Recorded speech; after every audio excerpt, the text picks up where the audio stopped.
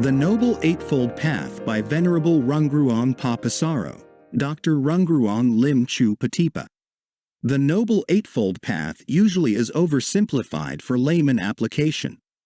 However, in the 37 factors for enlightenment, the Buddha placed the Noble Eightfold Path as the last group after the 7 enlightenment factors. That is, after completely contemplating the whole system of study, then we can clearly understand the way to improve the quality of life by having a right noble path as follows. The Blessed One said to the Venerable Sariputta, Sariputta, it is said, stream, stream. What now is stream? This Noble Eightfold Path, Venerable Sir, is stream. That is, right view, right intention, right speech, right action, right livelihood, right effort, right mindfulness, right concentration. Stream enterer, stream enterer. What now is stream enterer? One who possesses this Noble Eightfold Path, Venerable Sir, is called stream enterer. This Venerable One of such a name and clan. Good, good, Sariputta. One who possesses this Noble Eightfold Path is stream enterer. This Venerable One of such a name and clan. The Buddha explained the Noble Eightfold Path as follows. Monks, I will teach you the Noble Eightfold Path, and I will analyze it for you. Listen and attend closely. I will speak. Yes, Venerable Sir, those monks replied. The Blessed One said this. And what, monks, is the Noble Eightfold Path? Right view, right intention, right speech, right action, right livelihood, right effort, right mindfulness, and right concentration. And what, monks, is right view? Knowledge of suffering, knowledge of the origin of suffering, knowledge of the cessation of suffering, knowledge of the way leading to the cessation of suffering. This is called right view. And what, monks, is right intention? Intention of renunciation, intention of non-ill will, intention of harmlessness. This is called right intention. And what, monks, is right speech? Abstinence from false speech, abstinence from malicious speech, abstinence from harsh speech, abstinence from idle chatter. This is called right speech. And what, monks, is right action?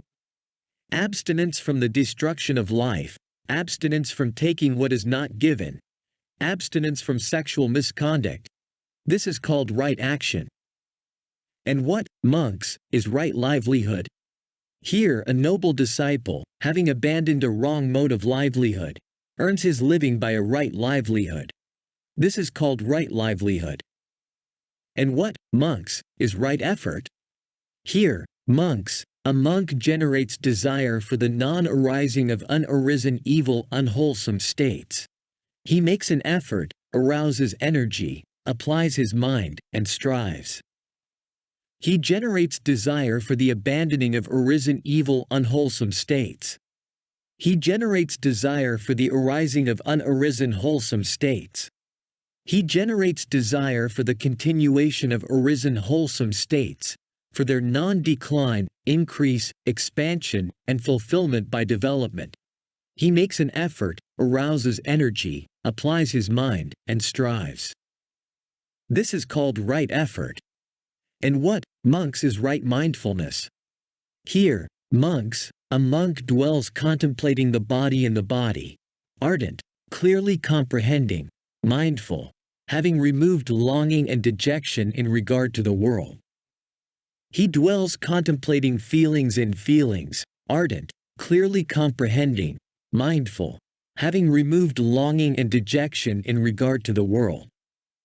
He dwells contemplating mind in mind, ardent, clearly comprehending, mindful, having removed longing and dejection in regard to the world. He dwells contemplating phenomena in phenomena, ardent, clearly comprehending, mindful, having removed longing and dejection in regard to the world. This is called right mindfulness. And what, monks, is right concentration? Here, Monks, secluded from sensual pleasures, secluded from unwholesome states. A monk enters and dwells in the first jhana, which is accompanied by thought and examination, with rapture and happiness born of seclusion. With the subsiding of thought and examination, he enters and dwells in the second jhana, which has internal confidence and unification of mind, is without thought and examination, and has rapture and happiness born of concentration. With the fading away as well of rapture, he dwells equanimous and mindful and clearly comprehending. He experiences happiness with the body.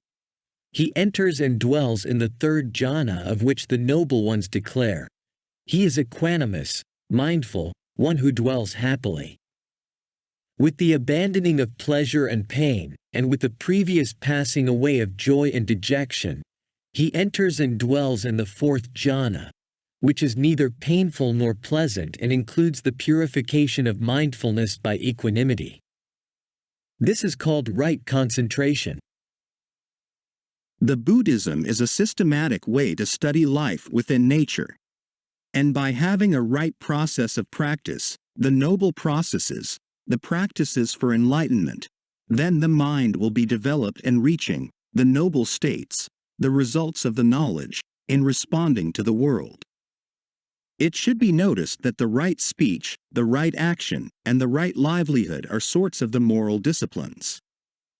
The right view is the Four Noble Truths, and the right intention is much close to the word, yoniso manasikara, which means an investigation with careful attention. That is, by having the right intention, then we can perform the task with careful attention. And in performing yoniso manasikara requires the right intention with intention of renunciation, intention of non-ill will, intention of harmlessness. The right mindfulness is the four mindfulness foundations.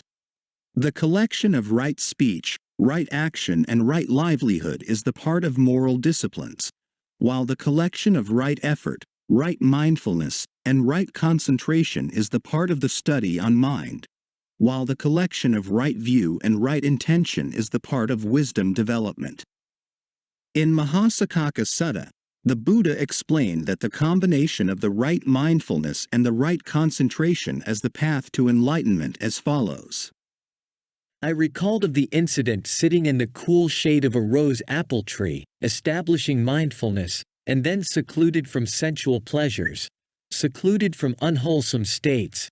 Then he entered and dwelled in the first jhana, which was accompanied by thought and examination, with rapture and happiness born of seclusion. Could this be the path to enlightenment? Then, following on that memory, came the realization, this is indeed the path to enlightenment. The system of Buddhist practice starts with having a significant achievement in the faculties of confidence, effort, mindfulness, concentration, and wisdom, with empowerment in the third and the fourth groups. Then, proceeding in performing insight observation in the four mindfulness foundations, to collect all the 7 factors for enlightenment. Finally, after the mind is purified from any kind of defilements, the mind is liberated, and the life will function with the rightness of Noble Eightfold Path.